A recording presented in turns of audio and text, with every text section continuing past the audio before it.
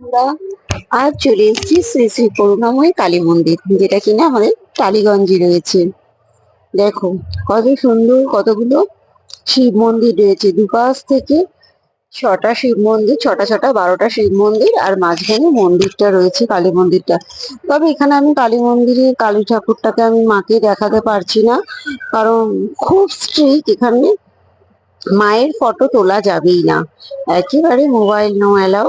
সেই জন্য শুধু মন্দিরের ফটোটা আর কি, শিব মন্দিরের ফটো গুলোই তোমাদের দেখাচ্ছি, ভিডিওটা করতে পেরেছি। এই যে 12টা শিব রয়েছে, 12টা শিবের 12 রকম নাম রয়েছে, বিভিন্ন রকম। তবে জায়গাটা ছোটোর মধ্যে কারুকার্য, মন্দিরটা সুন্দর। উম, বেশ ভালোই লাগছিল। লাইটিংটাও খুব সুন্দর সাজানো। আমার বেশ ভালো লেগেছে মন্দিরটা, যারা গেছে তাদের তো ভালো লেগেইছে।